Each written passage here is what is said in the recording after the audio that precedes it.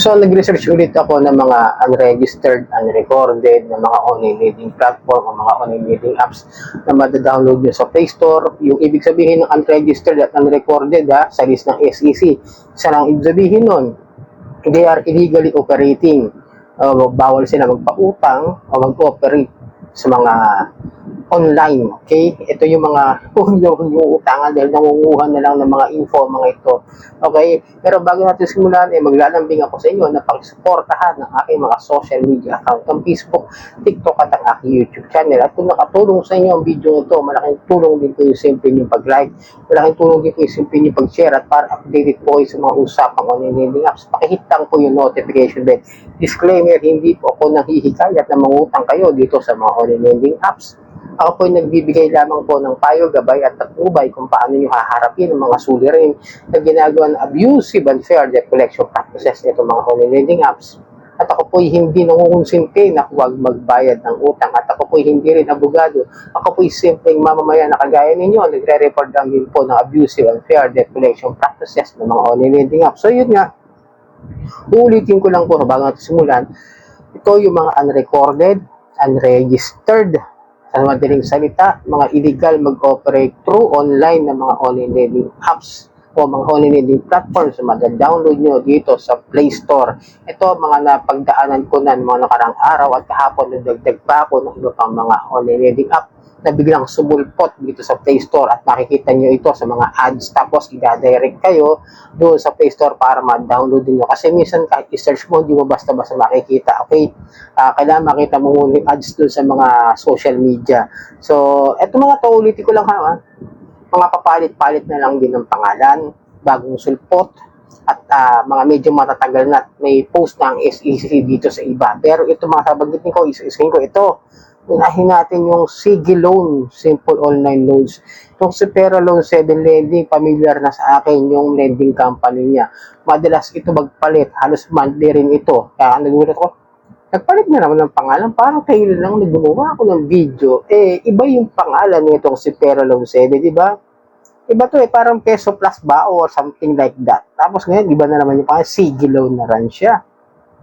Tapos ito, Mo Peso Safe Cash Loan Online, Magkono Financing Company. So, actually, hindi ko rin siya makita sa lista. Kasi ako dumidirect ako sa list of recorded online lending platform. Kasi lahat po yun, yun yung pinapayagan lang ng SEC na mag-operate through online. Pagka nandoon sa list of recorded online lending platform ng SEC, valid po yan, magpautang sila at legal po sila mag-operate o magpautang through online. Okay?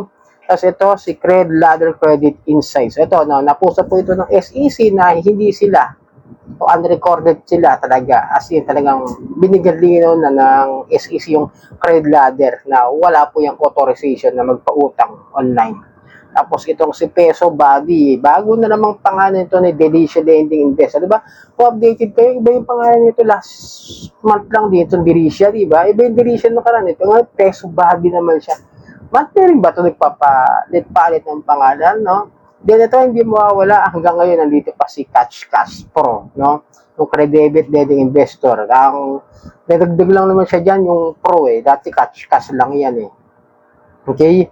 Then ito, bagong palit na naman ng pangalan pero familiar na sa akin itong si Tanay Indians Lending and Credit Corporation. Si Pera Dali naman siya ngayon, cash loan. Nung nakaraan, iba rin Hindi ko lang sure kasi, syempre, kada palit ng pangalan yan, makakalimutan natin. Pero, I remember always yung mga lending companies na pangalan nila. Okay? Yan po, no? Nakita niya naman. Yung mga binanggit ko, yan yung mga OLA na download ko nung nakaraan, ngayon, kahapon. At medyo meron pa akong hinahanap dito, no? Na screenshot ko na wala yata. Ayun. Medyo meron pa rito mga iba-iba rito na na-download ko naman. Gusto ko sanang i-review pero idadagdag ko na rin. Itong si Utang Body. Ayan, tingnan nyo. Si Utang Body, naka-download kayo sa akin. Dahil gusto kong i-review sana. At tapos itong si Kita Cash. Okay, si Kita Cash. Ayan, nakita nyo. Tapos si Credit Beacon. Ayan, nasa taas. Credit Beacon. Tapos yung tipid mo at saka yung Peso Is. Okay?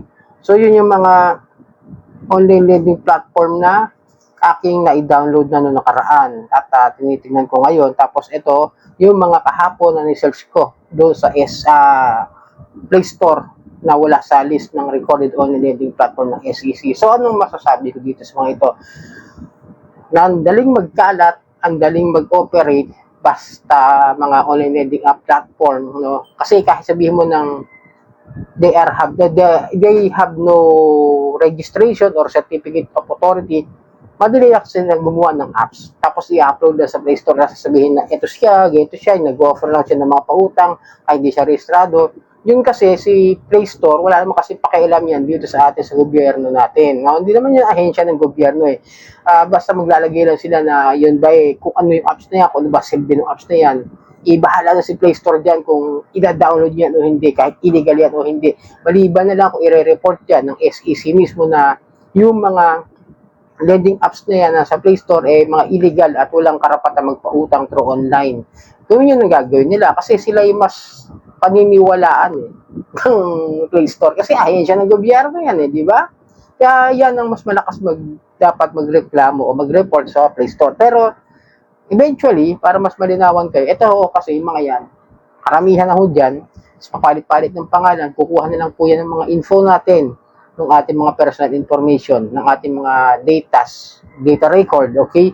Kaya ako lagi paalala sa inyo, maging maingat kayo kasi yung mga yan, akala nyo magpapautang yan, pero in the reality, they are just deceiving you to collect information sa atin. Lalong-lalo na doon sa mga baguhan, walang alam at walang naiintindihan. Kaya ako ginagawa yung mga ganito klaseng videos na nag-update ako madalas ng mga unrecorded, unregistered, mga illegal na OLA para kung mapanood nyo to, mag-isip na kayo.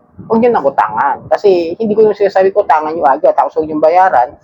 Yung tinatawag na OLA farming, porket alam nyo illegal, utangan na. Hindi ho yun. Ang purpose ko is mag-ingat kayo. Kasi maaring makolekta yung info nyo. Pati mga nasa cellphone ninyo, contacts ninyo, mga taong hindi naman dapat madamay dyan, madadamay. Mga trabahong pinapasukan ninyo, pag na-applyan nyo yan, tapos nagbigay kayo ng data ninyo, na record ninyo, ng information ninyo, yung work details ninyo, di ba? Minsan nga, may mga nanghihingi pa dyan ng mga SSS ng mga online loan app. Ako hindi ako mapuro sa ganun, no? SSS, Pag-ibig, GCash transactions. Ako yung mga ganun mga online loan app. Masyado nang exaggerated yung mga ganun panghihingi. Sobra-sobra na sa know your details, no? Know your information client, no? Know your client, mga ganun.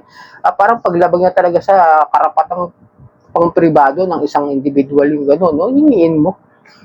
Ito naman, ang diskarte nito, phone contacts, galleries, calendar, location, information sa trabaho, mga nasa text messages, yan na madalas na kunin nilang information sa atin. Kaya paalaala ko, yung mga binanggit ko po, mga illegal po yan. They have no authorization or certificate of authority or registered at unrecorded online lending platform na nasa SEC. Dahil wala pang upload, wala pang post si SEC. Ako na ho yung nag-upload para mag-update sa inyo. Okay? Sana nakatulong. Maraming po salamat sa ulitin.